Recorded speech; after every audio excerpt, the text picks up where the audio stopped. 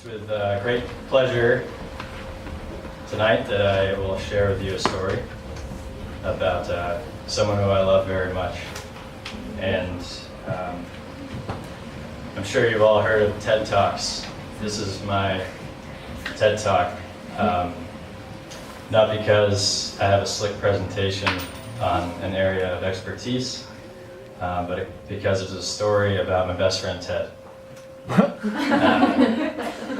And I met Ted when I was very little, and my first memory of him was on a school bus. I think it was his second grade, his first day of school, and I sat down next to a stranger, and he said, "Wow, I really like your sneakers. I just got a new pair of sneakers."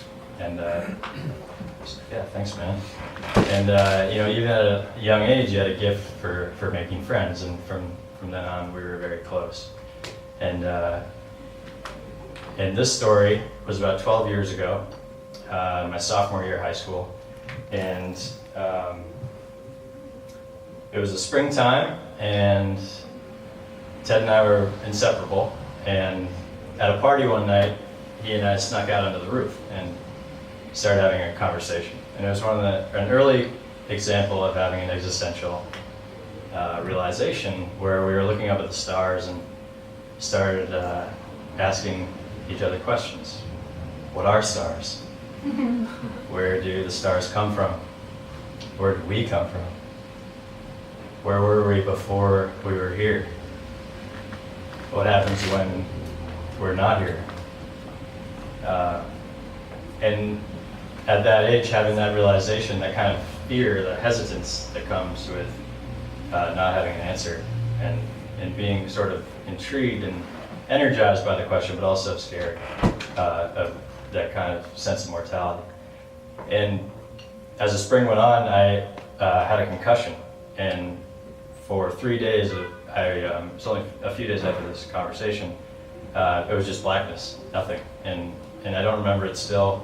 And I was alive, obviously, I was awake and otherwise healthy. Nobody home, and I emerged from that happily back to normal. But it kind of provided some clarity and some context to the conversation of what happens when you're not here, because Ty was not there. A concussed Ty was, my sense of consciousness wasn't there, and so it sort of added some light to our ongoing conversations. And as most summers do, this one tore on, and the end of August that always seemed so far away, all of a sudden was not. And we were going back to school, and Ted and I and our two of our other best friends had decided on the last day of summer, rather than doing our book reports, we were going to go fishing. And that morning came, and my phone rang at a very early hour, and I flipped open my fresh new LG flip phone, and it's my first cell phone, and it was my friend Brian, and I said, "Hey, what's up? What's going on?" And, thinking he was saying, I'm in the driveway, let's go fishing. He said, "Hey, Nick and Ted were in a car accident last night, and Nick's in the hospital, and Ted died." And even today, saying this to you now sends a chill down my spine. And the world as I knew it at that point was ruptured, and my life and everyone in my life's life changed forever. And what ensued, as you can imagine, was a period of grief and shock and confusion, and kind of this weird dichotomy of numbness, but also this kind of stark presence and confusion, but sort of striking clarity, and a lot of pain and fear in cohesion with intense love. And I bring it up tonight, not to be a downer, but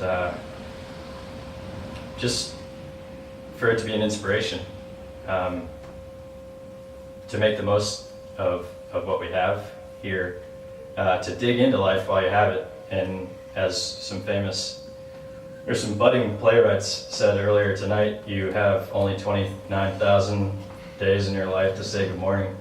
And I think that that's important to remember. And another playwright who has inspired me, Thornton Wilder, has a quote that has kind of stuck with me here, and I will read it for you. He says, "I knew that I was mortal, and now I regard those years as wasted, as unproductive, in which I was not aware that my death was certain, momentarily possible. I can now appraise at a glance those who have not yet foreseen their death. I know them for the children they are. They think that by evading its contemplation, they are enhancing the savor of life. The reverse is true. Only those who have grasped their non-being are capable of praising the sunlight. Only those who have grasped their non-being are capable of praising the sunlight." And again, I bring up this story because it still is the greatest fear I've ever faced, is that stark realization, that kind of cold helplessness of that you might not ever see somebody again, and you won't ever see somebody again.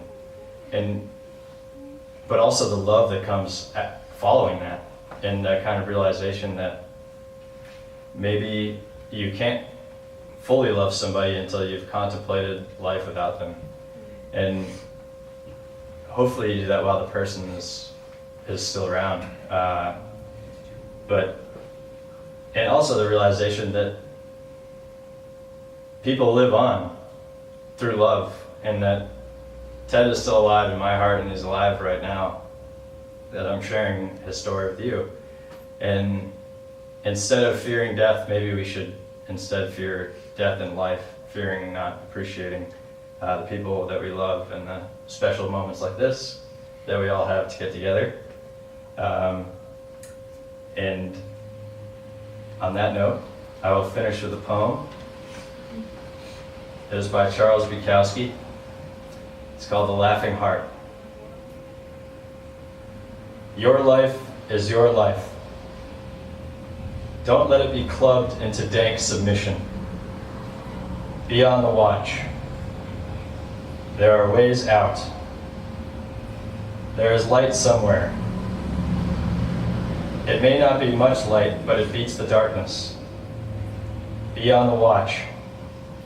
The gods will offer you chances. Know them. Take them. You can't beat death, but you can beat death in life. And the more often you learn to do it, the more light there will be. Your life is your life. Know it while you have it. Know it while you have it. You are marvelous. The gods wait to delight in you.